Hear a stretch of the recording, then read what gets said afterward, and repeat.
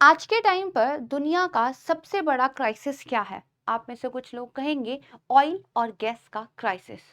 कुछ लोग कहेंगे कि वॉर यानी कि युद्ध हमारे लिए एक सबसे बड़ा संकट है। दुनिया के अलग-अलग देशों में जो हथियारों की दौड़ देखने के लिए मिलती है, ये हमारे लिए एक सबसे बड़ा संकट है। और शायद इसीलिए हमारा इंटरेस्ट जियोपॉलिटिकल इश्यूज और इंटरनेशनल अफेयर्स में ज़्यादा होता है। लेकिन आज के टाइम पर दुनिया का सबसे बड़ा संकट है क्लाइमेट चेंज, जलवायु परिवर्तन, जो अब ना सिर्फ हम अखबारों में पढ़ते हैं बल्कि हम फील करने लगे हैं। उत्तराखंड में 3 या 4 दिन पहले लगातार कुछ हिस्सों में बेमौसम बारिश हुई है और जिसकी वजह से जो स्टैंडिंग क्रॉप्स थी फार्मर्स की वो पूरी बर्बाद हो गई है। मार्च में सरसों की फसल पक के तैयार होने वाली थी, अप्रैल में गेहूं की फसल तैयार होने वाली थी और फिर जब इस किसान की फसल खराब हो जाती है और ये कर्जा नहीं चुका पाता और फिर ये जो है जाके आंदोलन करता है, तो हम कुछ क्वेश्चन रेज करते हैं। Well, this is another political issue जिस पर डिबेट यहाँ नहीं होनी चाहिए। कहने की बात यह है, अगर आप गौर से देखेंगे तो दुनिया की हर प्रॉब्लम की जड़ आपको क्लाइमेट चेंज में जो है मिल जाएगी। आज के टाइम पर हीट वेव से यूरोपियन कंट्रीज भी जूझ रही हैं। जंगलों में आग लगने की खबर अखबारों में आम हो चुकी है। ग्लेशियर्स मेल्ट हो रहे हैं और टाइम टू टाइम चक्रवात की वजह से ना जाने कितने लोग अपनी जान गंवा देते हैं। लेकिन फिर भी इस मुद्दे पर उतनी बात नहीं होती जितनी होनी चाहिए। तो क्लाइमेट चेंज रियल है, ये तो तय है, क्योंकि अब सिर्फ अखबारों की सुर्खियां नहीं रहा ये, अब हम इसको महसूस करते हैं। Carbon dioxide one of the main reason है इस क्लाइमेट चेंज का। 1950 को अगर हम एक बेसिक पॉइंट मान लें तो ये जो लाइन है ये हमें दिखाती है कि 1950 से पहले कभी भी एक ऐसा टाइम नहीं आया जहां पर कार्बन डाइऑक्साइड का एमिशन इस लाइन को क्रॉस कर गया हो। लेकिन अगर हम करंट टाइम की बात करें, प्रेजेंट लेवल की बात करें, तो इसको क्रॉस किए हमें काफी टाइम भी हो चुका है और हम कार्बन डाइऑक्साइड एमिशन काफी बड़ी मात्रा में कर रहे हैं। तो प्रॉब्लम तो है। अब सॉल्यूशन क्या हो? तो एक सॉल्यूशन जो हमारे सामने निकल कर आता है वो है carbon capture and storage techniques. यानी कि जो कार्बन एटमॉस्फेयर में है उसको कैप्चर कर लिया जाए और फिर उसको हम जो है स्टोर करें या फिर उसके अलग अलग प्रोडक्ट्स बनाकर उसको यूटिलाइज करें, तो शायद हमें वर्ल्ड का ये मैप देखने के लिए ना मिले। अगर देखिए, आपको अपनी पृथ्वी को भट्टी होने से बचाना है तो दुनिया के सभी देशों की सहमति इस बात पर बन चुकी है कि टेम्परेचर को 1.5 डिग्री सेल्सियस और 2 डिग्री सेल्सियस के अंदर अंदर ही रहने देना है। बट अगर ये अचीव करना है तो 2025 तक दुनिया को 1 बिलियन टन कार्बन डाइऑक्साइड को एटमॉस्फेयर से रिमूव करना होगा। लेकिन जैसे जैसे पॉपुलेशन बढ़ रही है हमारी नीड्स बढ़ रही हैं, इलेक्ट्रिसिटी की जरूरत हर देश में बढ़ रही है जिसके लिए हम अपने क्रूड ऑयल, गैस और कोयले पर डिपेंड करते हैं। कहीं ना कहीं ये हमारे एनर्जी के साधन हैं। लेकिन ये सबसे बड़े कल्प्रिट है कार्बन डाइऑक्साइड एमिशन के। तो इसीलिए अलग अलग कंट्रीज के द्वारा वैसे रास्ते निकाले जा रहे हैं जो हमें ऑयल, गैस, कोल को यूज करने की अनुमति भी दे दें और हम कार्बन को कैप्चर भी कर सकें या कम कर सकें। इसीलिए लास्ट वीक जर्मनी ने अपने यहाँ पर कुछ इंडस्ट्रियल सेक्टर्स को जैसे कि सीमेंट प्रोडक्शन को ये अनुमति दे दी है कि आप carbon capture and storage methods पर काम कर सकते हैं। सिर्फ इतना ही नहीं, इसको एक सिल्वर बुलेट माना जा रहा है एक्चुअली। और नवंबर 2023 में यूएई के द्वारा भी carbon capture and storage projects पर काम करने के लिए कुछ एग्रीमेंट साइन किए गए थे। लेकिन सवाल ये उठता है कि ये कार्बन कैप्चर, स्टोरेज, यूटिलाइजेशन ये है क्या और वो कौन से मेथड है जिससे हम इस एम्बिएंट एयर से भी कार्बन को वापस से सोख सकते हैं और इस टॉपिक की रिलेवेंसी कितनी है हमारे एग्जाम में। तो यूपीएससी एग्जाम के लिए ये जो टॉपिक है प्रीलिम्स और मेंस दोनों के लिए बहुत इंपॉर्टेंट है। प्रीवियस ईयर क्वेश्चंस देख लीजिएगा, सेम पैटर्न पर क्वेश्चन पूछा गया है और पूरी संभावना है कि प्रीलिम्स या मेंस में क्वेश्चन आ सकता है। तो आइए पहले कुछ बेसिक जानकारी लेते हैं, फिर बात करेंगे कि carbon capture and storage technologies जो प्रॉमिस करती हैं क्या वो डिलीवर भी करती हैं। तो सबसे पहले बात आती है बेसिक डेफिनेशन की, कार्बन कैप्चर एंड यूटिलाइजेशन। तो देखिए, ये बेसिकली एक प्रोसेस है जिसमें जो एटमॉस्फेरिक कार्बन डाइऑक्साइड है जिसका एमिशन हैवी इंडस्ट्रीज, कोल आपका जो है बेसिकली सीमेंट, स्टील, इनसे हुआ है, इसको आप वापस से कैप्चर कर लेते हैं। एक बार कैप्चर करने के बाद इस कार्बन डाइऑक्साइड को आप अपनी अर्थ में या फिर जैसे कि आप रॉक्स में, ओशियंस में स्टोर कर सकते हैं। मैं आपको एक एग्जांपल बताती हूँ। ये कुछ इस तरीके से है जैसे आप बेसिकली गुब्बारे के अंदर एक हवा भर देते हैं, राइट। इसी तरीके से क्या करना है, कार्बन को कैप्चर करना है और इसको जो है पृथ्वी के अंदर स्टोर कर देना है। अब इसके अलावा इस कार्बन को आप लिक्विड स्टेट में भी चेंज कर सकते हैं, जिससे इसका ट्रांसपोर्ट करना इजी हो जाता है शिप्स या फिर पाइपलाइंस के जरिए। इसी कार्बन का यूज आप कर सकते हैं डिफरेंट डिफरेंट प्रोडक्ट्स बनाने में भी, जिसका सबसे बेस्ट एग्जांपल है ग्राफीन। ग्राफीन एक टेक्नोलॉजिकल एलिमेंट है, इसका यूज स्मार्टफोन की स्क्रीन बनाने में किया जाता है और इस कैप्चर्ड कार्बन से ग्राफीन को बनाया जा सकता है।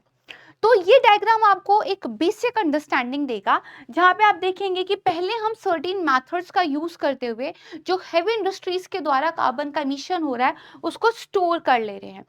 देन इसके बाद इसको ट्रांसपोर्ट किया जा सकता है। इसके बाद इसका या तो आप स्टोरेज कर लीजिए अंडरग्राउंड या सी में, या फिर यूटिलाइजेशन कर लीजिए अलग अलग तरह के मिनरल्स, बायोलॉजिकल और केमिकल प्रोडक्ट्स बनाने में। Carbon fixation is another term. कई बार यूपीएससी टर्म्स की डेफिनेशन को लेकर क्वेश्चन पूछता है तो हमें क्लैरिटी होनी चाहिए। कार्बन फिक्सेशन बेसिकली क्या है, ये एक तरीके से जो कैप्चर्ड कार्बन है उसकी स्टॉकिंग है। यानी कि आपने क्या किया है, कार्बन का यूटिलाइजेशन नहीं किया बल्कि आपने इसको क्या है, स्टोर कर लिया है। कहीं ना कहीं ये ग्रीन प्लांट्स का जो कॉन्सेप्ट है उस पे काम करता है।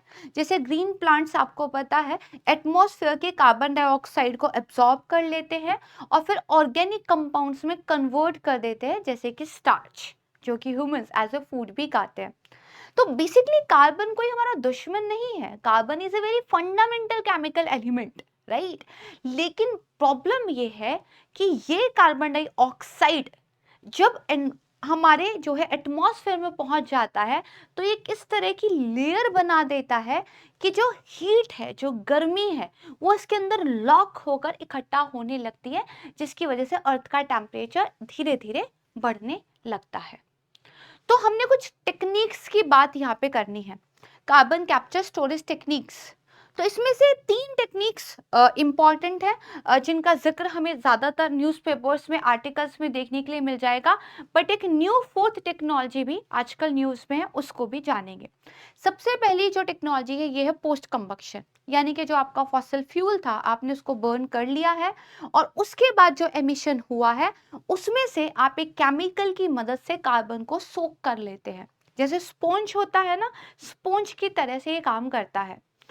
दूसरा जो मेथड है वो है प्री कंबक्शन। यहाँ पे क्या होगा, जो भी आपका फॉसिल फ्यूल है उसको बेसिकली पार्शियली बर्न किया जाता है, पार्शियली बर्न करके इसको एक सिंथेटिक गैस में कन्वर्ट कर देते हैं और इस गैस से फिर कार्बन डाइऑक्साइड को रिमूव कर देते हैं। ये कुछ इस तरीके से काम करता है, कोई खाना पका रहे हैं, आधा ही पकाया है, उसमें से जो निकालना था वो निकाल लिया और बाद में पूरा खाना पका लीजिए। तीसरा जो मेथड है वो है ऑक्सी फ्यूल कंबक्शन। यहाँ पे जो आपका फॉसिल फ्यूल है उसको प्योर ऑक्सीजन की उपस्थिति में जो है बर्न किया जाता है और इससे आपका कार्बन डाइऑक्साइड प्रोड्यूस होता है, वाटर वेपर प्रोड्यूस होता है। वाटर वेपर को ठंडा करके, कंडेंस करके, इससे कार्बन डाइऑक्साइड को अलग कर लेते हैं और उसको कैप्चर कर लेते हैं। ये टेक्नोलॉजी बहुत ज़्यादा एफिशिएंट है, लेकिन ये काफ़ी ज़्यादा एनर्जी इंटेंसिव प्रोसेस है। यानी कि अगर इस टेक्नोलॉजी के लिए आप ज़्यादा एनर्जी यूज़ कर रहे हैं और अगेन वो एनर्जी आपके फॉसिल फ्यूल से आ रही है तो फिर पर्पस यहाँ पे फेल हो जाता है। एक चौथी और न्यू टेक्नोलॉजी है डायरेक्ट एयर कैप्चर। दरअसल इसमें कुछ इस तरह के मेथड्स यूज हो रहे हैं कि आप किसी स्टेशनरी एमिशन पॉइंट से, किसी फैक्ट्री, किसी प्लांट से जो है बस कार्बन को रिमूव नहीं कर रहे हो, बल्कि जो आपका एम्बिएंट एयर है, आप इस एयर से कार्बन को कैप्चर कर लेते हो। इसका सबसे बड़ा एडवांटेज ये है कि जो पास्ट एमिशन है, जो पुरानी कार्बन डाइऑक्साइड ऑलरेडी एटमॉस्फेयर में है, उसको भी आप रिमूव कर सकते हो। बट ये बहुत महंगी है, ह्यूज इन्वेस्टमेंट की हमें यहाँ पर जरूरत है। अब इन टेक्नोलॉजीज को अगर आपने इम्प्लीमेंट करना है तो आपको अपने प्लांट्स में, अपने प्रोजेक्ट्स में इनको इनकॉर्पोरेट करना पड़ेगा। तो जो पोस्ट कंबक्शन और ऑक्सी फ्यूल कंबक्शन टेक्नोलॉजी है, उनका यूज आप एग्जिस्टिंग प्लांट्स में भी रेट्रोफिटिंग वगैरह के द्वारा कर सकते हो। ऑलरेडी जो पुराने प्लांट्स हैं उसमें थोड़ा सा आप मॉडिफिकेशन कर दीजिए, काम बन जाएगा। बट जो प्री कंबक्शन टेक्नोलॉजी है, इसमें मेजर मॉडिफिकेशन की रिक्वायरमेंट होती है। दैट मीन्स कि न्यू प्लांट्स में ही आप इस तरह की टेक्नोलॉजी को इनकॉर्पोरेट कर सकते हैं। अब प्रॉमिस तो डिलीवर हो गया है, लेकिन ये प्रॉमिस कितना रियलिटी चेक हमारा पास कर पाता है वो देख लेते हैं। क्या सच में कार्बन कैप्चर दुनिया को बचा सकता है? This is a question. तो सबसे पहले तो देखिए, अब तक आपको 2-3 पॉइंट समझ में आ गए होंगे। ये जो टेक्नोलॉजी है काफी न्यू है, ये खुद भी काफी एनर्जी इंटेंसिव है और इसमें एक ह्यूज इन्वेस्टमेंट की जरूरत है। दूसरा, कार्बन से जो डिफरेंट डिफरेंट प्रोडक्ट्स बनाने की बात चल रही है, उसमें से काफ़ी सारे जो है भी प्रोटोटाइप्स में हैं, यानी कि प्रैक्टिकल उनके अभी रिजल्ट्स दिखने शायद हमें टाइम लगेगा। लेकिन कुछ रिपोर्ट्स क्या कहती हैं, तो देखिए, जो भी कार्बन कैप्चर स्टोरेज प्रोजेक्ट्स दुनिया भर में चल रहे थे, उनका ये दावा था कि हम 90% तक एफिशिएंट हैं। लेकिन 2022 में IEEFA की स्टडी होती है और उसमें ये बताया गया कि ग्लोबली जो भी कार्बन कैप्चर स्टोरेज प्रोजेक्ट्स चल रहे हैं, या तो वो अंडर परफॉर्म्ड हैं या फिर वो कंप्लीटली फेल हो चुके हैं। इसके अलावा ये काफ़ी ज़्यादा एक्सपेंसिव तो है ही। क्लाइमेट काउंसिल की एक रिपोर्ट आई थी कि अगर आप अपने कोल और गैस प्लांट में इन CCS प्रोजेक्ट्स को इम्प्लीमेंट करते हैं तो ये आपको 6 गुना ज़्यादा महंगा पड़ता है अगर आप एक wind powered with battery storage को जो है यूज़ करते हैं। इसके अलावा 2023 में IEA का एक डेटा भी आया था जिसमें ये बताया गया था कि करीब 44-45 CCS प्रोजेक्ट्स जो चल रहे हैं, उन्होंने साल भर में मान के चलिएगा करीब जो 45 मीट्रिक टन कार्बन डाइऑक्साइड है, इसी को कैप्चर किया था। जबकि इकलौते चाइना ने 2021 में लगभग 12,500 metric ton carbon dioxide emission किया था। एक इकलौती कंट्री के द्वारा इतना ह्यूज एमिशन किया गया है और हमारी जो भी कार्बन कैप्चर करने की कैपेसिटी है वो बहुत ज़्यादा कम है। तो दीज आर चैलेंजेस। तो यहाँ पे हमें कुछ क्वेश्चन पूछने चाहिए। क्वेश्चन ये है कि ये carbon capture storage and utilisation जो प्रोजेक्ट्स हैं, जो टेक्नोलॉजीज हैं, ये एक तरीका तो नहीं है ताकि जो हैवी एमिशन इंडस्ट्री है वो अपने आप को जो सख्त कानून है उनसे बचा सके, या फिर ये एक और तरीका तो नहीं है ऑयल, गैस और कोल को यूज करते रहने का, ये कहकर कि हमें कोल आप यूज करने दीजिए, जो भी कार्बन एमिट होगा उसको हम कैप्चर कर लेंगे। और देखा जाए तो ये इसलिए भी इम्पॉर्टेंट बन जाता है कि आज के टाइम पर जब क्लाइमेट क्राइसिस हमारे घर तक पहुंच चुका है, हमारे खेतों तक पहुंच चुका है, हमारी खाने की प्लेट पर उसका असर दिखाई दे रहा है, तो क्या कुछ ऐसे मेथड्स हैं ट्रस्टवर्दी जो क्लाइमेट चेंज के लिए सॉल्यूशन देते हों?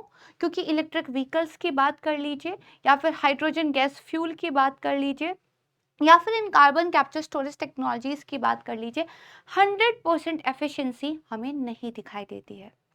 तो टेक्नोलॉजिकल लेवल पर भी काम करने की ज़रूरत है और इन्वेस्टमेंट के लेवल पर भी काम करने की ज़रूरत है। मोर ट्रांसपेरेंसी के साथ डाटा सामने निकल कर आना चाहिए। तो this is all about from my side and I hope कि आपने आज के सेशन को एंजॉय किया होगा। और अगर इसी तरह के सेशंस आर और भी पढ़ना और जानना चाहते हैं तो कमेंट सेक्शन में मुझे ज़रूर बताइएगा अपनी फीडबैक।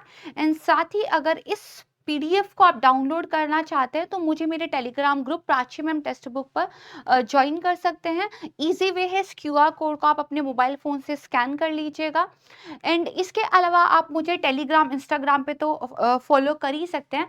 आप हमारे ऑल इंडिया टेस्ट सीरीज़ के डिस्कशन में मुझसे लाइव भी मिल सकते हैं। सैटरडे संडे को टेस्ट बुक की तरफ से आपके लिए एक ऑल इंडिया टेस्ट सीरीज को डिजाइन किया गया है। आपके यूपीएससी एग्जाम की डिमांड को ध्यान में रखते हुए टेस्ट के क्वेश्चंस बनाए गए हैं। सैटरडे संडे टेस्ट ओपन होता है। मंडे को 11:30 पे मैं लाइव उस टेस्ट के डिस्कशन के लिए आपसे मिलती हूँ। Thank you so much everyone. अपने लेवल पर इस धरती को बचाने के लिए आप जो भी कर सकते हैं प्लीज कीजिएगा, क्योंकि एक एक कदम उठाने से ही रास्ता तय होता है। मुझे टेलीग्राम पर आप जरूर मिलिएगा, कमेंट सेक्शन में अपनी फीडबैक दीजिएगा एंड टेक्स्ट बुक के साथ बने रहिएगा। Thank you so much everyone. जय हिंद।